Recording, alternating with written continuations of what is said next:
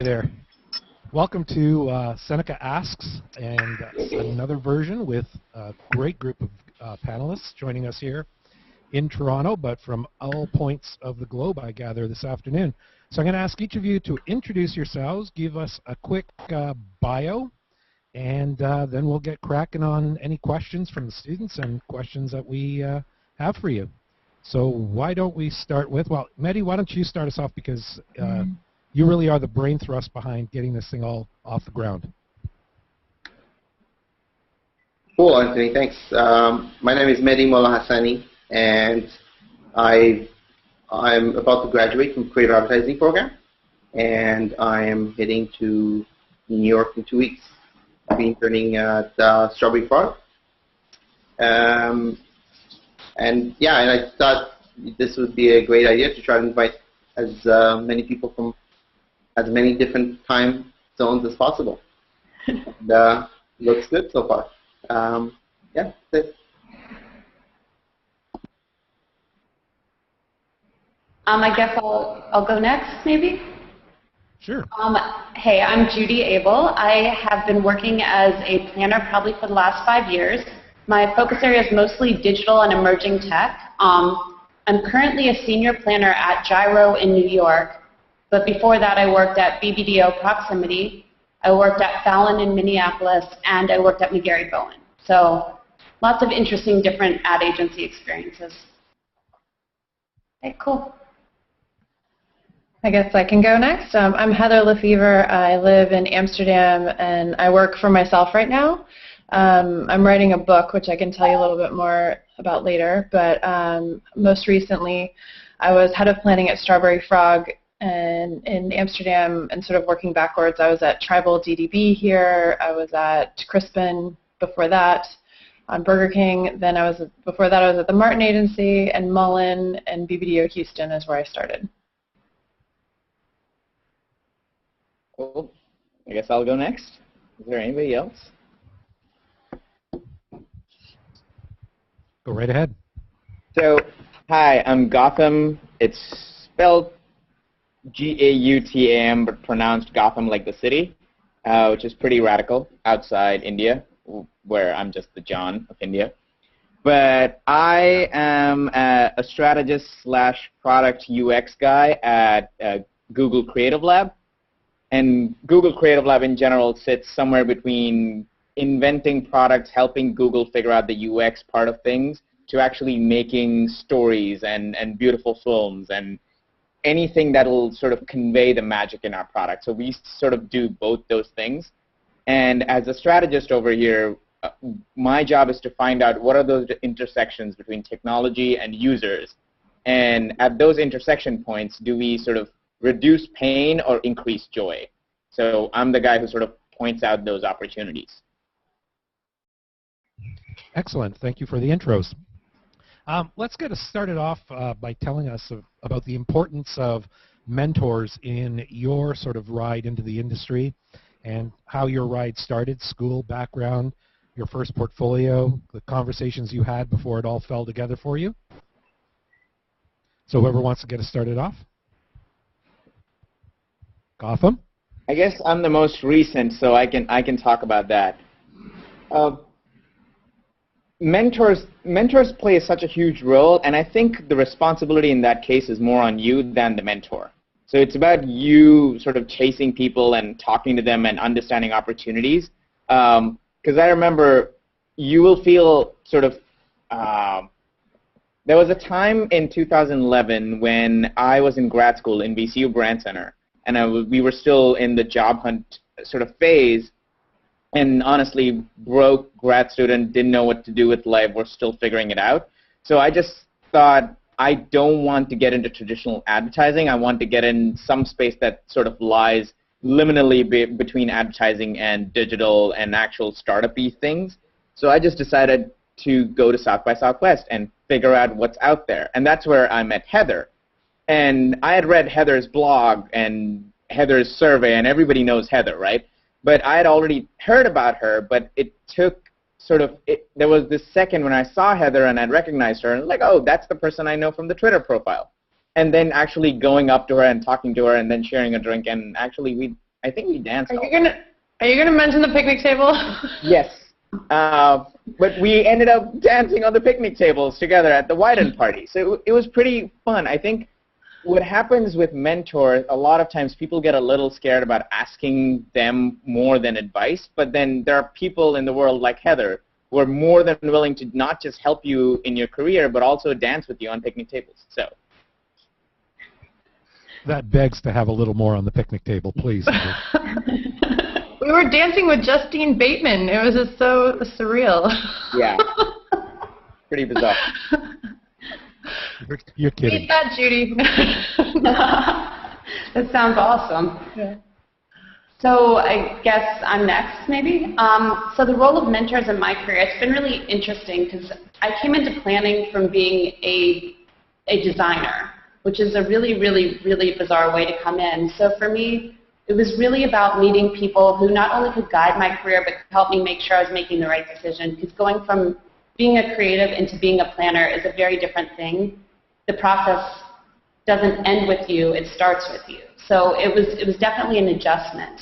But I totally agree with what Gautam said. I think for me, with my mentors, it's been people I've reached out to and people I've actually formed relationships with beyond just asking for their advice.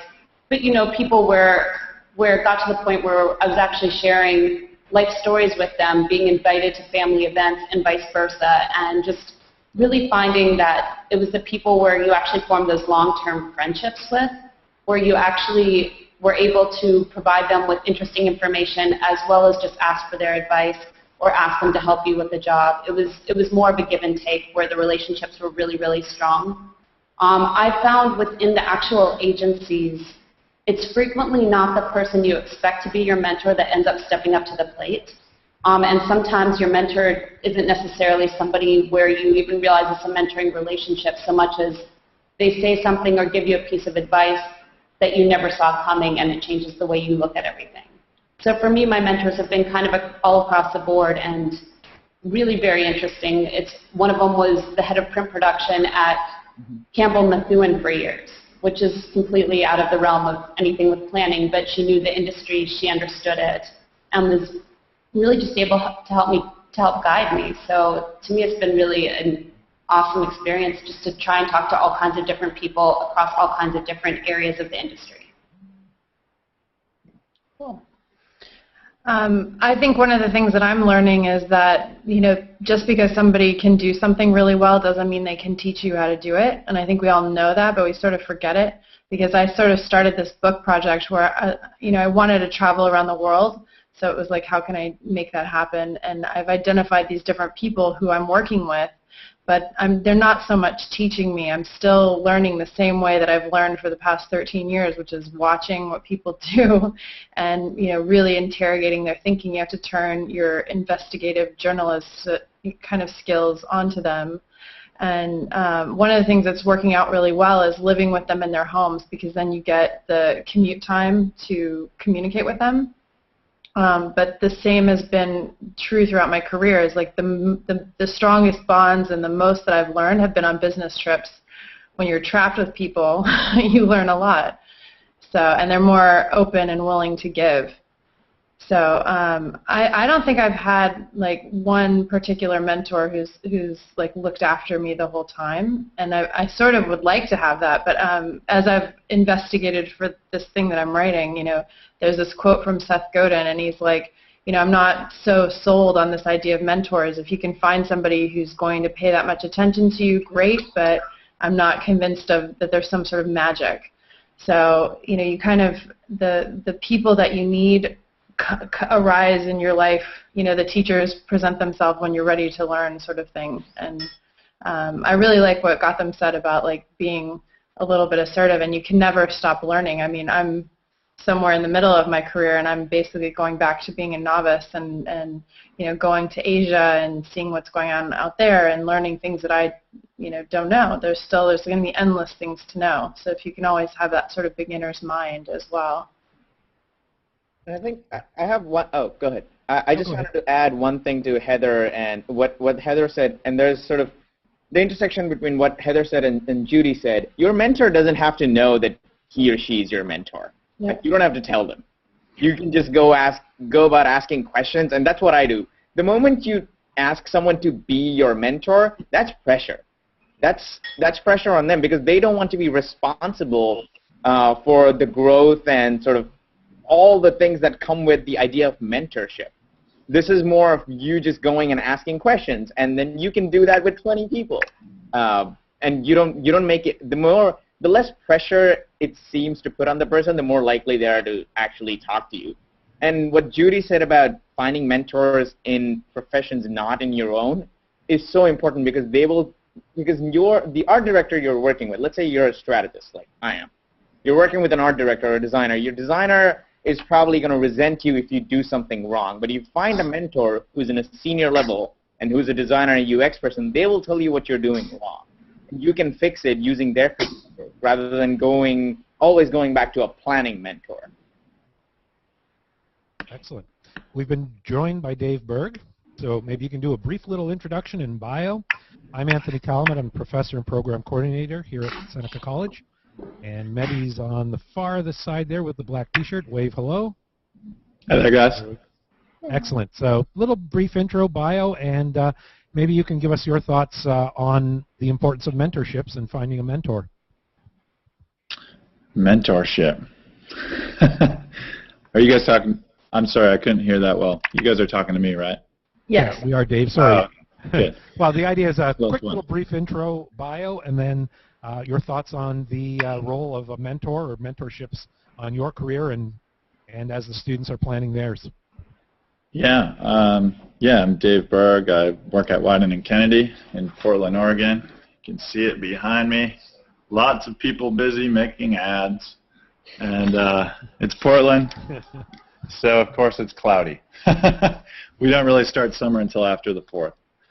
I started at Leo Burnett about 7-8 years ago, and then I moved over to Wieden and Kennedy, a little over 3 years ago, and I've been working at Coca-Cola my whole time here at Wieden, along with Dodge and Chrysler. So we've been busy. In terms of mentorship, that's a tough one. There's a lot of good mentors out there in agencies. I think there's a good mix though of what you should be looking for. People who know how to tell stories before there was digital, and people who really get digital well, because that's sort of the future of our business. But I don't know. Now I feel like I've been talking a lot, and this is awkward. This is an awkward format. Not at all. Actually, it's great advice to storytelling. I mean, my whole premise is we're storytellers that sell shit in the end, right? Sure. Okay. What conditions do you believe need to be present to guarantee some form of success in a career in advertising? Are we still talking to me? Oh, we're talking about the entire panel. If you To everybody? Okay. Dave, you want to jump in on that one first, and then we'll go through the panel? Yeah. I would say hunger. It's pretty. I see a lot of young folks come through. Ooh, I'm getting a conference room. Hi there, guys. I would say hunger for sure. If we you see get a lot of that young feel folks harder bring- sign, show it to us. You guys still there? Yep. It's hard to get a conference room here. I would definitely say hunger. It's see a lot of young folks come through and they want a job in advertising and they want to work in a cool building and they want to meet cool people, but they're a little timid and they're not necessarily excited about rolling their sleeves up and staying all night and getting the job done. So I would say be hungry. A lot of people also call me and ask for gigs, but they already have an internship. And my first question is like, why aren't you getting a job offer where you're already at? If you're hungry, you will get an offer. That's my thought. And I don't know. I just feel like showing that you're hungry is the biggest piece of getting a job. Now again, I feel like I'm talking too much. Someone else talk. Okay, I'll go next. Yeah.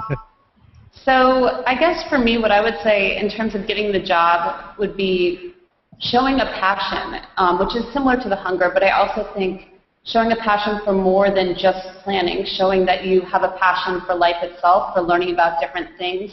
Because if you're not interested in things outside of what you do, you're not going to be able to connect the dots in an interesting, unique way. And that's something that I think is really important. Keep in mind, I'm somebody who studied medieval literature as an undergrad, so obviously I think that connecting the dots in a lot of different cool, interesting ways is really important. And I would say also being humble. I think there's a big problem with a lot of people coming into the industry with a lot of ego. And I think being humble and taking direction from the people who are around you and understanding that they have something to give as well as something that you can be giving to them is very, very beneficial and something that I know personally when we look for junior planners is very important. One of the things that I was always looking for when I was filling my own team was a real self-awareness. So if you know what you're good at, then that's going to help me build my team. And also, if you have self-awareness, you're going to know how long it's going to take you to do something and how you're going to approach it. And then we can have. I think there's all kinds of different people that can make great strategists or can work in advertising, but it's knowing what those skills are to apply them. Because I'm actually kind of different. Like I have a lot of I have this big network because I really love meeting people, and I think that everything that you need to learn, you can learn through other people, but that's just me. And so that manifests itself in terms of planning in that I'll go and ask. Like I'll happen to have a friend who writes for the Wall Street Journal and film, and so if I'm doing something about film, I'll go and talk to him. I have all these different informants in different areas because that's my strength, and I like to build really close relationships with my clients, and so I know what their problems are. But because I know that about myself, I can relate that to the people that I work with, and then we can all flex our strengths. Yeah, that's interesting because primo nerd, so I'm a big comic book fan. I'm going to go into that sort of tangent right now because what Heather said about knowing yourself and having some sort of self-awareness, I sort of think of that. Whatever you're doing, you're using some sort of superpower. You need to know what your superpower is, but you also need to know that your superpowers can change. Like you're not one-dimensional. People don't live their whole lives being great at one thing. They always keep moving on. And I think I'm still pretty new to this whole thing, and I'm trying to figure it out. And I think that helps me even more, is that at every instant in my life, I'm always trying to figure something out, whether that's I've been making videos for the past 2 months. I've not made a single deck. I'm only doing all my strategy presentations right now happen in video. So I'm trying to figure out Final Cut Pro, because that's what you do. And if you always have a new thing to learn and figure out, then you always have something to look forward to versus trying to psychoanalyze what you've done in the past, because you're only as good as your last brief or your last piece of work. So how do you measure hunger? How do you measure passion when you're looking at a young Adlander coming in? I'll start. I would say it goes back to initiative. What have they done in the past? Have they gotten internships? Have they maybe done some stuff for their school? Have they worked at a startup? I think there's a lot of different ways to show passion. It's about demonstrating that you have found things that you've really stuck with, or that you've had some projects you've owned. And I think it's pretty rare at this point for people to be graduating, not have had any internships, and to get a job as a junior planner in advertising. I think it's very rare. So I think it's about really having made the effort to have the experience, even if it means working extra hours or working a full-time job while doing college. I think that stuff is very important. Anyone else want in on the measurement of passion? I look. Oh, sorry. Go ahead. Right. Heather, go ahead. I look for personal projects. I do this planner survey every year, and I put about 160 hours into doing it. So I know that you can do amazing things even on top of your everyday work. So it doesn't have to be advertising related. I don't know if you guys saw the 6 items or less thing that Heidi did from BBH. So you could wear 6 items of clothing for 30 days. And what was really interesting is that if they didn't tell anybody, the people around them, even their partners, their work colleagues, didn't realize that they were only wearing these 6 items of clothing. So just going out and doing something, making videos, you know, paint keyboard cat, Bud Cadell did that and sold it on eBay. Go do something, make a Twitter handle that's from a character from TV or something. It shows that you're experimenting, that you're interested. Yeah, just one caveat on that, because there's a lot of talk about side projects and how important they are. Just make sure that your side projects are kind of genuine, because there's a lot. So when I graduated last year, there was this whole trend of a lot of people that I know putting in a section called client work, stuff that I've done in grad school, and side projects. That became sort of a placeholder in your portfolio. That's kind of not cool, because then it seems like you're making side projects because everybody's talking about making side projects, and hence you're putting it in your portfolio. So make sure it's more genuine than that. If you really feel strongly about something, then go out and do it. And you don't have to tell the world that you did it. Like, Heather is passionate about talking to people. That sort of relates directly to the planner survey. Heidi is all about minimalism. That translates directly to that. Like, Bud's all about cats. I know Bud well. He's definitely all about cats. And that's why he goes and paints that. So whatever you do in your spare time, you don't have to tell the world about it as long as it's genuine. Like, don't fake it because you need a side project. And I know when you're in school and you're about to graduate that you sort of fall into that trap. Like, what am I missing in my portfolio? Oh, there's no side project. Just because you don't have a side project doesn't mean people are going to sort of dismiss you. Have it and know when to call upon it and know when to showcase it. Dave? Yeah, I just hired an awesome junior planner, and she's sort of blown my mind. Right out of FSU, actually, a super awesome party school. So,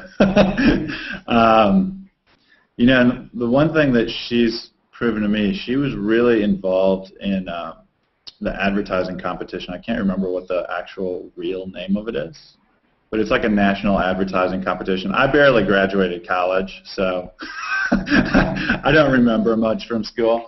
But she was really heavily involved, and what I found with her is that she has learned through that program and sort of almost winning the national championship for advertising. She's passionate about finding problems, and that's what I like most about planning, is that, you know, you're looking for a really great, juicy problem to solve. And she instinctively sort of knows how to do that. She's had the experience to sort of find problems that brands are facing, and she knows how to describe that with clarity to creatives. And so I can give her an assignment to go find stuff, and she finds everything I need around that certain problem, and we can build great briefs off of it. And I love that. I have never met another junior planner that just instinctively gets what I need. In fact, I wish I would have had that instinct when I was a junior planner. I had to learn the hard way. So Wieden will hire junior planners? Sure. Yeah, absolutely. No, because we keep hearing so frequently, we're not going to look at anyone in planning until they've, you know, cut their teeth for 3 to 5 years. Get that experience under your belt in account management and find your way around the business, etc. We bring about 3 or 4 youngsters in every year, and one usually gets hired. So I'd say that's not totally true. Judy, do you want in on that, or? Yeah, we actually are in the process of trying to find a new junior strategist, so we're hiring right now. So you guys have good timing. But I think it's pretty hard to find a junior strategist gig. I found a lot of times you come in either as an intern, or at McGarry we had a couple people transfer from other departments and step down a couple levels and come in as a junior strategist. At Fallon, I don't recall any junior strategists being there. So I think it completely depends on the place. I think a lot of times they come in through internships. Excellent. We have a question from one of the students in our audience, so just hang on one sec. Hi, I'm Navid, and actually I'm creative, asking for most of your business side. But here's my question: how do you interact with your creative? How do you tell them what you want? Hey, Navi. Sorry, speak louder a bit. Little bit. Speak louder. Yes. Apologize. How do you interact with your creative people? How do you explain to them what do you want? How do you brief, like, because sometimes that connection gets disappeared when the, strategies tell the art director, I want this. How do you explain them? Do you understand them, or do they need to understand you? Like, how this communication thing works? Like, put it right in your mouth. Okay, better? Yeah. This is look bad. I heard you say, how do you interact with creatives? How do you explain to them what you want? Without going there, that communication breakdown doesn't happen. Okay. Well, I would say the way you phrase the question is slightly problematic. How do you tell creatives what you want? You don't tell them what you want. You are extra. You're the muse, so they don't need you. And if you don't approach it like that, then they're not going to really want to talk to you to begin with, and you may not be much of a help. So you should be always looking for ways to be helpful, to be inspiring, to be funny, so they want you around. So you kind of maybe sometimes trick them. I agree with Heather. I would say the one other thing is that it should be collaborative too. I mean, given my focus area has been mostly digital, but because of that, everything's constantly changing, constantly in beta. So what will end up happening a lot of times is I need to be able to be in the room brainstorming with them. So you want to make sure that they see you as a partner and a valuable partner, so that they want you in that room. Because once they don't want you in that room, the strategic insights completely go out the door. You end up with things like a scratch and sniff banner for a computer, for a website. Yeah, it's actually happened to me. I guess the interesting thing is, the moment we stop treating ourselves as strategists and we're all just a bunch of people trying to figure something out in one room, all those sort of things about communication breakdown just melt away, because then you're just a person sitting with these people trying to figure out how you will solve this problem. And the idea of strategists are supposed to write the brief and do the handoff, or they're supposed to provide you these golden insights, and then the designers and the writers will take that and make something else out of it, is kind of flawed, because insights are kind of useless if they're not actionable. So you have to sort of take the extra responsibility of coming up with that nugget and then saying, if I was CEO of this company, I will take this nugget and do these 3 things.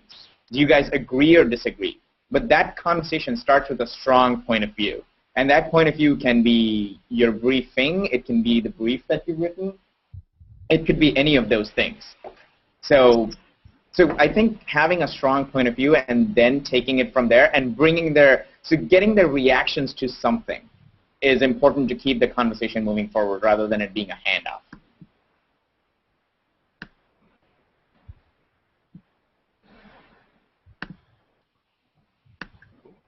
Cool. Hey, I'm Nick. Here, I'll come into a camera. Hold on one second. Just up here. Hey, everybody. My name is Nick. I'm a student here. So I have a question. Everyone seems to have something that they are really into outside of their careers, and a lot of times that really influences what they do in advertising. I know I've heard like things about, you said you're really into comics, Gautam, and I think I heard travel in there somewhere. I was just wondering, in which ways have their outer hobbies or lifestyle choices or anything has influenced their advertising aspect? And also, as a little side question, I was also wondering if there's any cool things, bands, movies, websites, anything in general that you've seen recently that that really makes you excited. Yeah. Thanks. Who'd like to go first on that? I see Dave will go first. You want me to go? I'll go first. Yeah, funny thing you asked now, because I've been doing a weird little fundraiser for my brother-in-law. He has cancer and doesn't have insurance, and I've done a fundraiser that made creativity like 2 weeks ago. Wow. So I basically, his name is Jay, and when you donate a larger sum of money, I wear super tight jean shorts, and it's called Jorts for Jay. And you know, it's funny because I plan all kinds of stuff like this, you know, here in the agency, and when you actually do it yourself, it was a huge learning experience for me because you're actually doing it. You know, I'm the art director, I'm the talent, I'm the writer, you know, and I'm getting my friends to help me do it. And of course, you know, I get help from a lot of, you know, really talented folks here, but it is eye-opening. And one of the things that made me realize is, like, almost anyone who wants to be decent as a planner should really get their hands dirty and be a part of something that's real, like make things. Because if you're not making things, you're just talking about it. And you know, that's the first. You'll see complete disengagement from creatives when you're not interested in the actual crafting of the work. And you don't really begin to appreciate that until you do it. And it was huge for me. I'm so glad I did it, not just because I learned something from my career, but I helped my brother-in-law out. And if you want to go and donate, go to just Google Jorts for Jay. Excellent. That's great. We just did this as a topic at an APG here in Amsterdam, and so people would get up and talk about their outside interests and how it's directly been used in work. My last boyfriend was like a fetish photographer, so I've been to some of these fetish parties and stuff, and I worked on a launch for a fragrance for Gucci Guilty, that came out a couple of years ago. And because I'd had that experience and knew about sort of like this transgressive behavior and stuff, I brought some of that thinking into the pitch, and we won. So.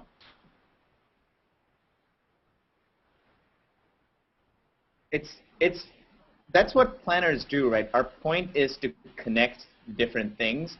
So sometimes it's not even something you try or plan for. Like Heather probably didn't plan on going there. She just happened to have a boyfriend who does that. So it's the unscripted nature of interest that works automatically, and you don't have to give it too much thought. The point is just to be always interested in what's happening around you, whether that's. So I'm currently obsessed with comic books and then the future of publishing. So I'm watching really closely what New York Times is doing, what The Guardian's doing, what their strategies are, and I'm obsessed with that just by pure curiosity. It's not directly applicable to my job.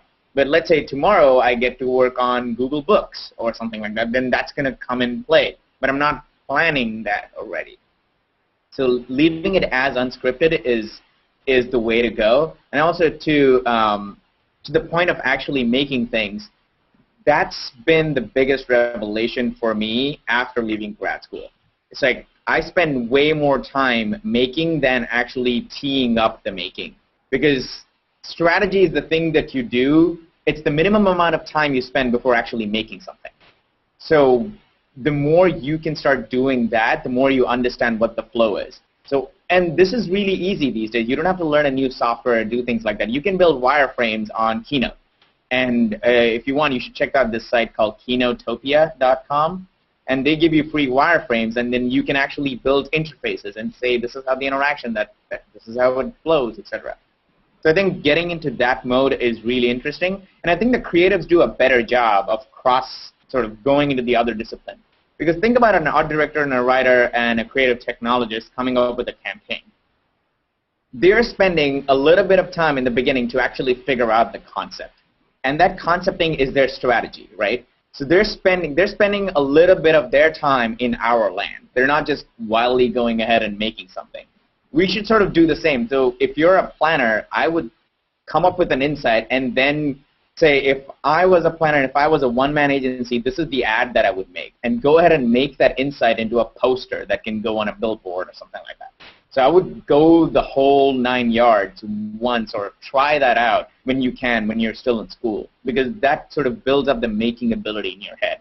And the moment you take an insight from a slide and make it into a poster and put it up on the walls, that will get more people to pay attention than you forcing them to pay attention to the screen. Or at least I would say for me, what I think is really important, and this is all kind of interconnected with the making, is making sure you're interacting with people that are totally different from you. Could be part of just my personality, but every 4 years or so I seem to move completely cross-country. I also just moved from living in downtown Manhattan into a totally different type of neighborhood in Brooklyn.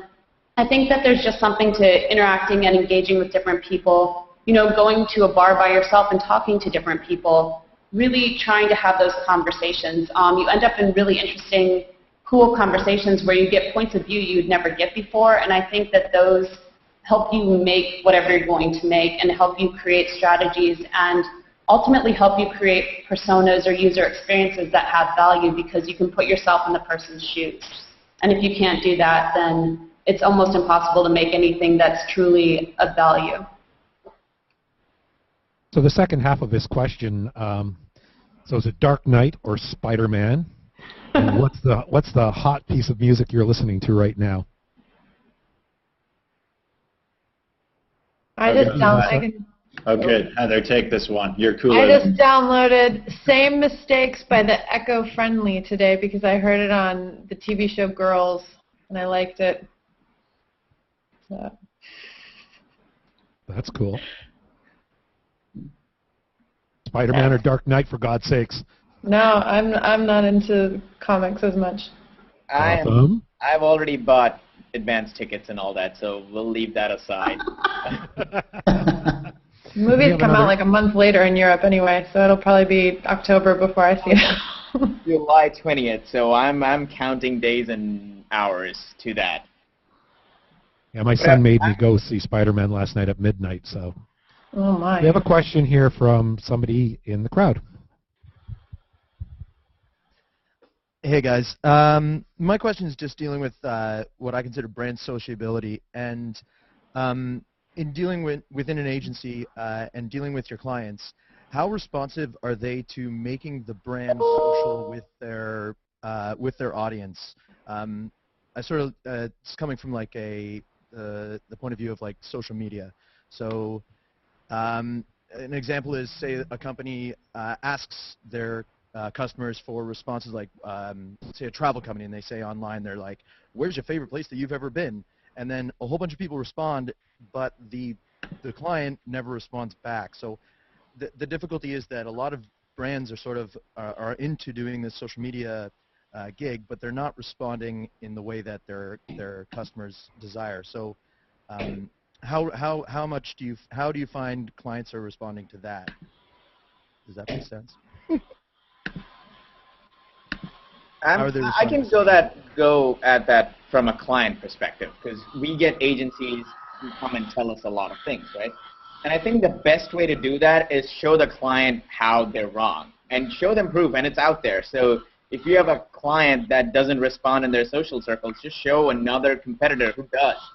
And that's how I sort of get a buy-in a lot of times. And like, hey, let's be honest, like Facebook and Apple and Microsoft are doing this, and it's really smart, and this is why it's smart, and this is affecting their bottom line. We should be doing this. Otherwise, they're going to eat our lunch. Do you want them to eat our lunch? And that's that's a easier question for the clients to answer than approving a creative concept. They're like, we're losing money with this thing, and here's the proof. I just did a project about this for Procter & Gamble, and there's a guy named Jeremiah, I think it's Owyang, O-W-Y-A-N. Oh, yeah, Owyang. He does a lot of great presentations about sort of how different companies are structuring themselves depending on how savvy they are. So if you look at more like a Google or a Burberry, they've got strategists and creative directors in-house, and they're going directly to production companies a lot of the time. So they're super savvy, all the way down to not very secure and maybe even outsourcing their voice, hiring these companies to manage their community. So, looking at some of the stuff he's done is pretty clarifying. I'm actually dealing with this right now with one of my clients, and what we're having to do is actually show what's the ROI for them, which is really, really difficult, because how do you make a business case of just because you respond to somebody on any of these social networks is going to help you do X, Y, Z? So we're actually helping them build a social media loyalty program so that they can actually see some sort of return on investment, because the company is based in the UK, but the American office has to be able to answer to the UK's numbers. And so they can't justify spending what they need to spend to actually do this correctly unless we make this business case. So I'm finding that that's usually where you end up getting down to, which is difficult, especially since a lot of us have really creative minds and are not necessarily numbers people. You end up spending a lot of time with the numbers people, but it's actually really beneficial in the long term.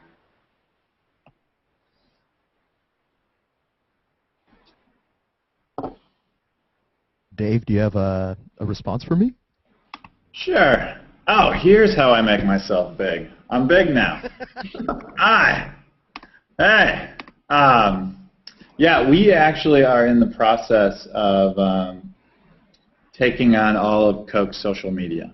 So, Wieden, here at Wieden, at least the last 3 years I've been here, we've really put, both feet forward in terms of like trying to win Digital Agency of the Year, and that's tough. It's mainly because it's hard to keep really good digital people inside an agency. There's so many more other opportunities for them to go elsewhere in terms of startups.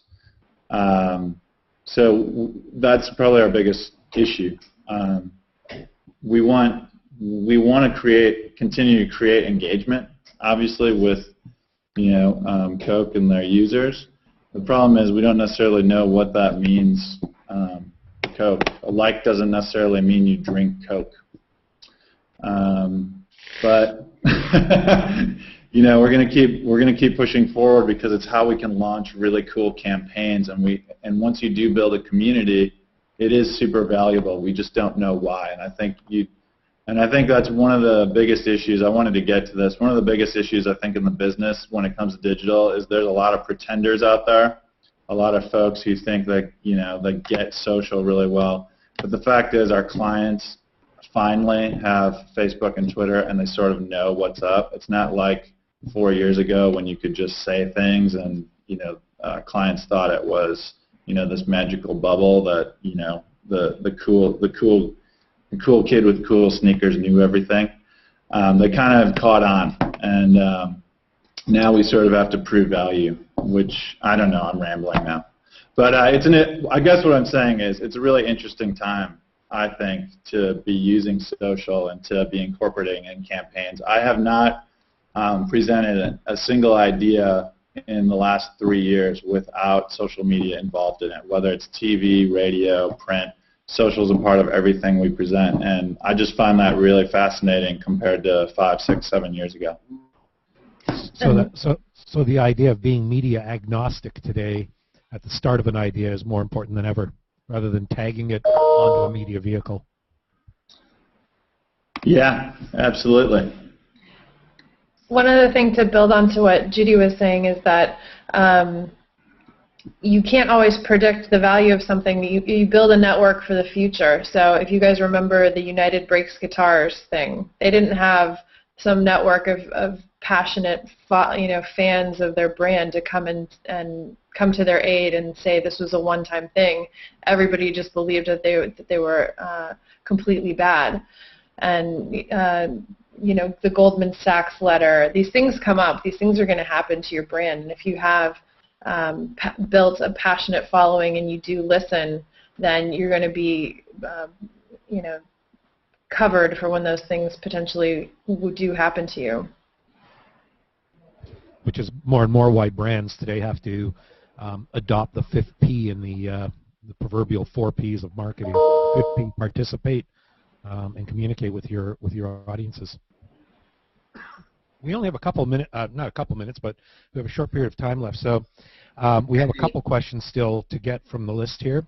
One is, yep. Oh, whenever you get a chance, fit me in. I got a question as well. Oh, go. No, why don't you take off right now? Cool. Ready? Go ahead. All right. Thanks a lot. I appreciate it, Anthony. First of all, before I start, I want to just acknowledge Matthew Lee, who helped out getting this event going in Toronto, because I'm in Boston right now, so he was great help. He's at Cure Groove on Twitter.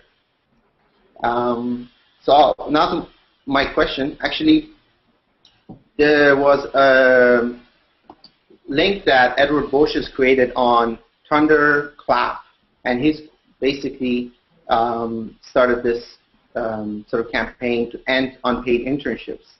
So my question is internships, paid or unpaid, and give us your perspective. And I'm going to tweet the link now, so in case you guys want to follow through what Edward Bosch is from Mullen in Boston is doing. But go ahead, paid or unpaid, and your perspective.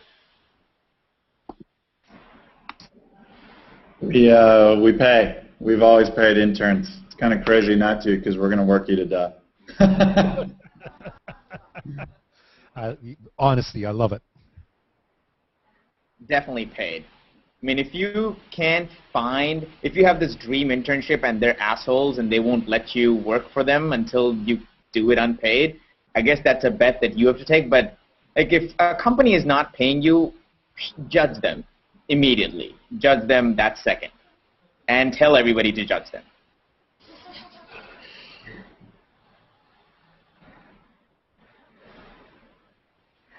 I think all the companies that I've worked for have paid interns, but I know that my very first internship was unpaid. So there is a supply and demand thing, so I can see how possibly they can get away with it because of that. I don't know, because if you really want it, then you have to go through some hardships. But then on the flip side, it's kind of like why the military is full of people with lower socioeconomic privilege, is because they have fewer choices. So I would hate to think that our business is going to be only full of privileged kids who can afford to work for free. Wow, Heather took the words right out of my mouth. I totally agree. I believe everywhere I've worked has paid internships, but I know that my first couple were not when I was in college in Boston. So I know that at the time Mullen did not pay, and I know Hill Holiday did not pay. So I don't know what they do now. This was a while ago. So, yeah. Yeah, the debate is huge. Even here in Toronto, I posted it up on my Facebook, and immediately the number of people that piped in with, well, the pay is experience. The pay is the privilege to come in and work with us and learn from us. So yet a bunch of other creatives piped in and said, we pay, and we pay for the reason. We may be finding our first new employee. We may be seeing some great talent. You'll work harder. We'd hate to see you go through hardship. And that point about an industry full of privileged folks came up a couple of times. So I'm glad Ed got this thing going. It's Thunderclap is a really interesting survey. Is a very interesting piece of software. They're in beta right now, and a lot of folks are posting great ideas. And Ed threw this up last night, and it gets 100 people. It starts getting posted on other social networks. It's a great opportunity. Somebody slipped me a note while Mehdi was asking a question about your careers. So what's the best single piece of advice you received when you got in? And what's the one single piece of advice that you'd like to give these guys here as they're getting ready to become, the future wave of our industry?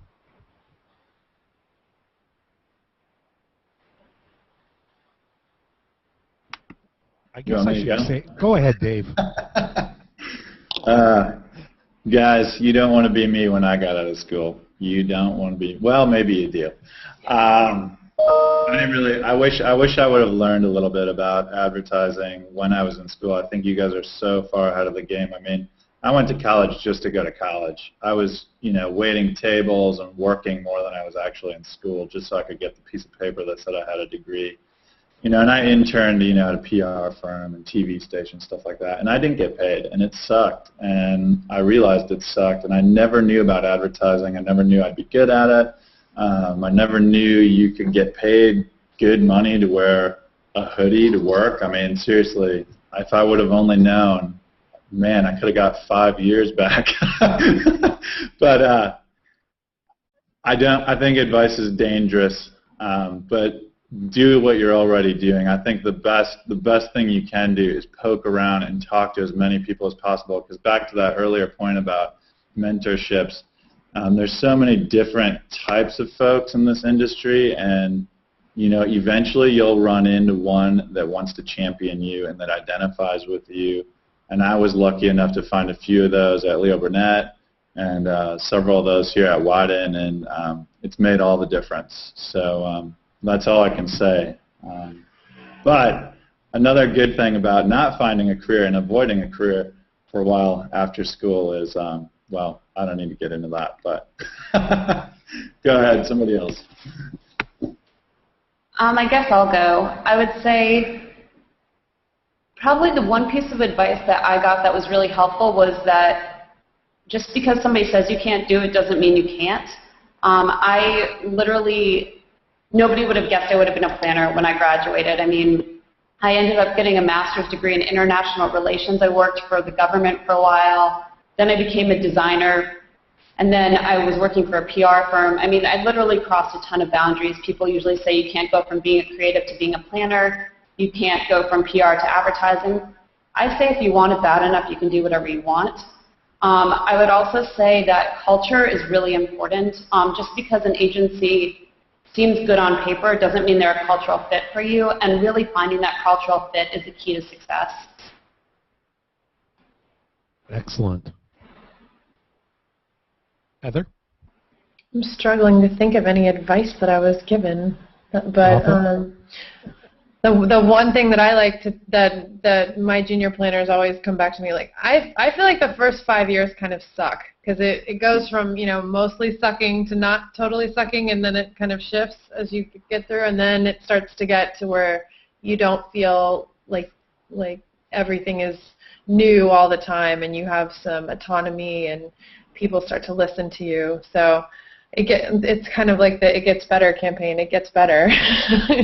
So you have to put in your time, and also a lot of people, like nowadays, you can have pretty amazing jobs by the time you're in your late 20s.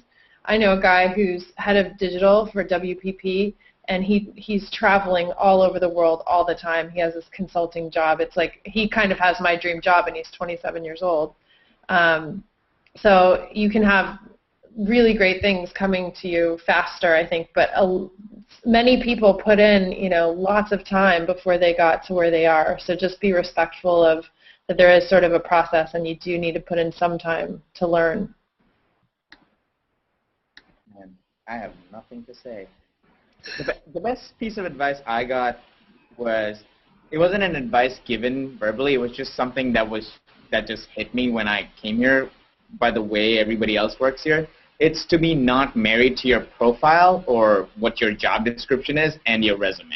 Like, don't be married to those things. Those two things don't define who you are. And the moment you sort of get rid of that, your world sort of opens up in such a big way. You can you stop saying things like, well, that's not my job. Well, and then you start doing that, and then people appreciate it because it wasn't your job and you did it. So that's one.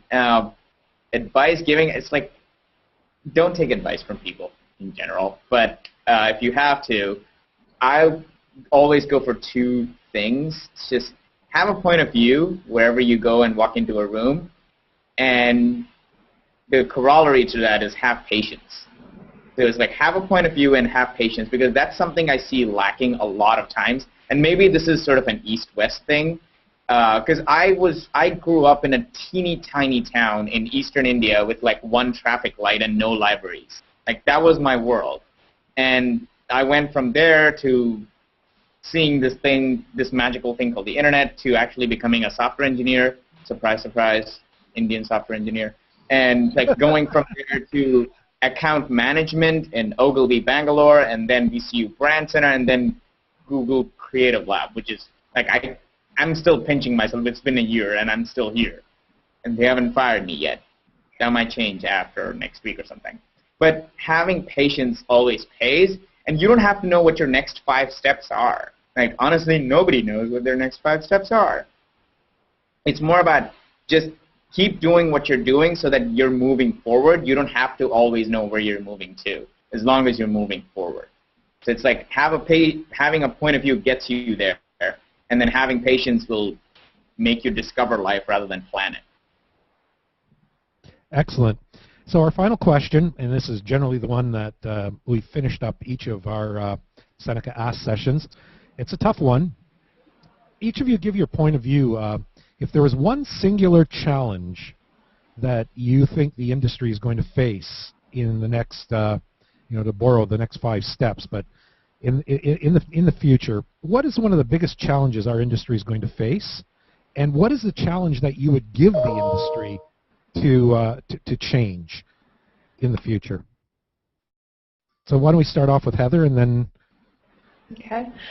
I mean, what I'm seeing and what I want to be a part of is an idea agency. I don't want to be a part of an advertising agency. So I'm doing brand consulting, and I'm doing internal change management, changing the way that companies behave so that they're consistent with their brand and so that they create new products that are consistent with their brand.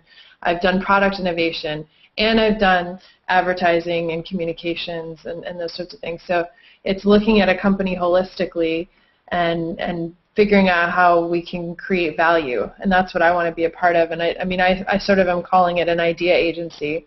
It's probably not the right term, but I think our industry needs to challenge themselves to become that kind of a company, and that's what I'm hoping I'll either create when I'm done with my time off, or there'll be a group of people who've already figured it out that I can join in on. Gautam? I guess the biggest challenge right now for a lot of places to figure out what this new world is like, but I think the bigger challenge than that as an industry we're going to face now and for the next 5 years is the ridiculously hard ability to stay human. And that, to a lot of people, is becoming tougher and tougher, whether it's communication or whether you're creating a new app. It's really difficult for ad agencies, big and small, to think human and say, if I was a normal human being, would I give a shit about this, whether that's an ad or an app or anything else. That's a challenge we've always had, but I think with the rise of shiny technology all around us, we're more likely to pay attention to QR codes as agencies than like the people who actually don't look at that QR code. So like challenge is being human. Judy? Gautam actually said exactly what I was going to say, so I'm trying to think. I guess what I would say, in addition to being human, it is the speed at which everything's changing. Agencies have to be constantly on top of it, and you have this problem of the old guard and kind of the new guard, the people who are used to the traditional ways, are comfortable with it, and literally think in terms of this needs to be not media agnostic, but this needs to be a TV spot or a print campaign, and then we'll do digital later. So they don't really see it holistically yet. I like to say it's kind of like trying to turn around a bunch of Titanics that are already hitting the iceberg. For me, though, the one thing that I really would love to challenge industry to do is figure out how we can actually use the ideas we're coming up with to not just connect with brands, not just connect brands with people, but also look at the larger picture of how does this impact our world. So really looking at it from a social responsibility sense. And I think that there's some really cool product innovations and ideas that are coming out along those lines, but I'm not seeing a lot of them coming from agencies right now. And finally, Dave, bring us home. Yeah, hey, I think I'll echo a lot of what everyone else has said. I guess the way I would describe it is with the coming of social and mobile and everything that is instant communications with the brands, and people expect a brand to sort of talk to you right away. Agencies, really the agencies that will stand up, are the ones who are the most honest and who can get clients to be honest. They have a hard time with that. They live in a different environment, where they're motivated by different things, and it's hard for them to see the truth. And it's up to us to sort of give them that talk track. Not only create sort of the TV and the stuff that's kind of in the can and sort of has an angle to it, but the real-time things, telling the truth in real time. And I think that really will separate agencies in the future. That's just me. It's just me. Awesome. Well, first off, thank you, Mehdi, for the concept behind Seneca Asks. Matt, your technical support today was awesome. Our guests, thank you on behalf of the Creative Advertising Program here at Seneca in Toronto. I hope that at one point we all can meet in real life. Actually, Judy, we may be connecting for October. I'm bringing 40 of us down by bus for Advertising Week, so maybe we can come visit Gyro with a small group. Yeah, that'd be wonderful. We'd love to have you. And Heather, I can't wait to get to Amsterdam, so I may be calling you on that one. We should Cheers, everyone. Thank you so much. Anthony, we should also go to Google Lab. Oh. Gautam's in New York. Sorry.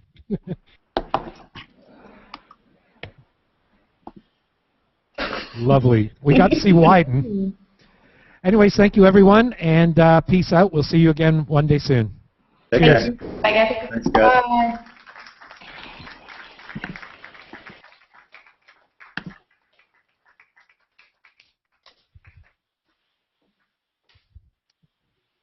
Cool. Dave froze on the screen. There we are. Yeah. So, Mehdi, how are we going to get the next one up and running? So we're going to shut this down. All the people who are viewing, stay tuned. Go to Seneca, ask hashtag. We're going to send the next panel link right away. So just stay tuned. Follow the link. Perfect. Thanks, Mehdi.